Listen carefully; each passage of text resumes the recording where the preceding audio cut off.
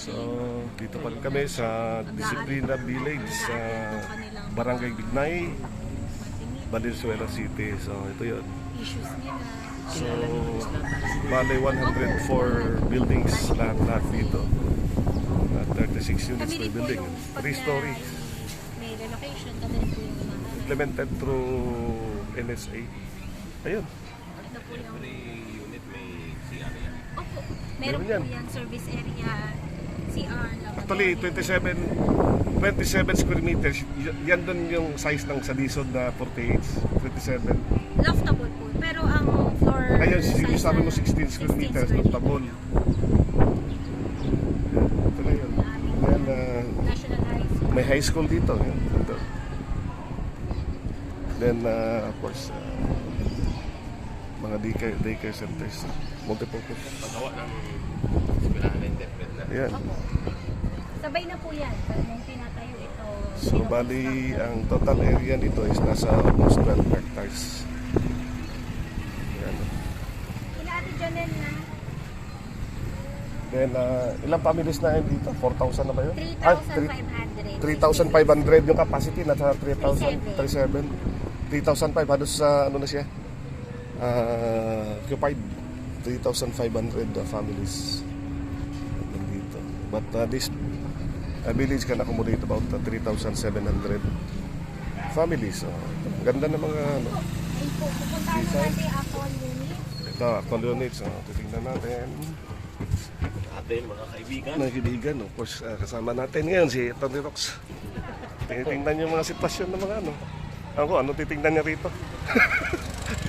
Si Ma'am Lily. From City Housing and Settlement. Ito. Tingnan natin yung actual unit. So ito yung sinabi ko kanina, ang building. 3-story building with 12 units per floor. So 36 yan. Titingnan namin to ano. Yung actual, yung, ay magandang, Pwede nyo pong i-check yung dalawang unit po. titingnan na namin yun. So ito po yung isa sa actual units. Good morning. Ito yung naka-loft. Oo, na-loftable na po Na-loftable sila. siya. Sila na po ang nagpagawa ng bahay. Bali, Ay, bare ito. unit po ito. Ah, bare.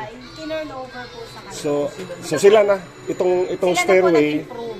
nag-improve, okay. Pasok po kayo, pwede po pumasok. Nakakaya naman. Okay lang po. So ito yun, si Ma'am, ano pangalan niya, Ma'am? Ma'am Rachel po. Ma'am Rachel sa Disciplina Village. Ito yung units. So ito may CR. Yan po. Dalawang CR to? Ito po ang comfort room. Ayun po ang service area po. Service area, oo. Bali po, bare na po, sila na po nagpagawa ng bahay. Sila po na nag-design na, sila na rin po nagpagawa nito. Ilang room to? 2 po. Dalawang kwarto. Sa na po itaas. taas. Okay. Yan. So Pag bale, tinurn over po ito, may CR service area, may lababo po. Naka-tiles na rin po, may shower na. Sila na lang po ang, kung ayaw po nila ng itsura ng tiles, sila Ito, na po ang okay naman. magpapa. bare lang siya. Sila na bahala mag-modify ng ano. Opo, yes. Ito yun.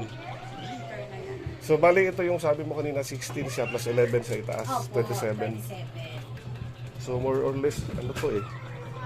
1, 2, 3, 4 meters ba yun, no? 4 by 4. 4 by 4, no? Tama siya ito. Going up to second floor, nakalup siya so dalawang tawag nito. So thank you.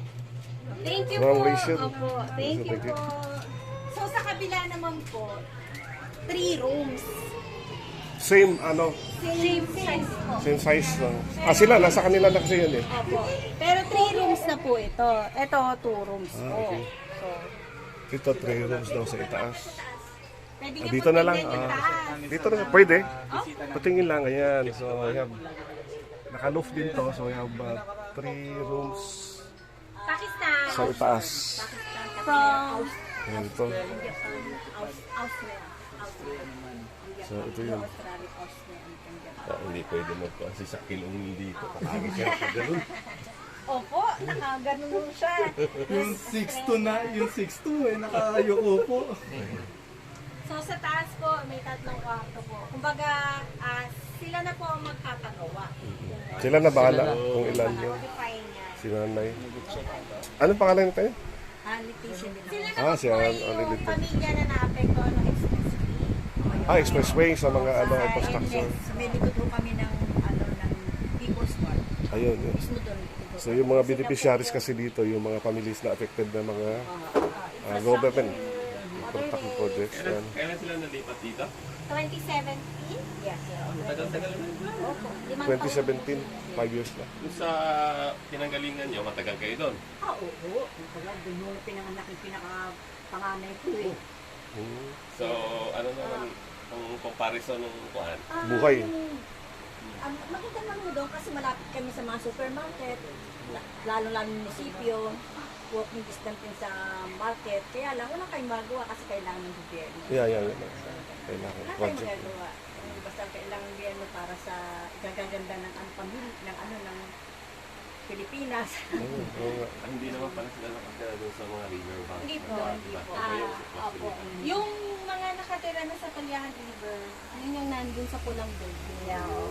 Etong green po, nagkataon lang po. Kumbaga, kataon na dito sila na nailagay.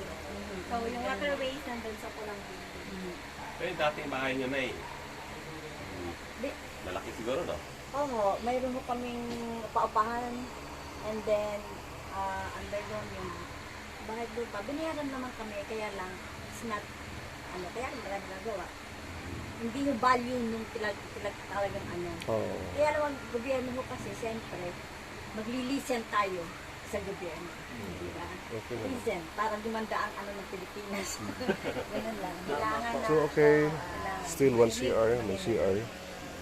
So, sumunod lang, sumunod sa Para stock room. Ay, hirap magpaglabang pa, whatever. Baka wala makuha. Saan po sa tatay? Wala na. Ay, wala. Wala na.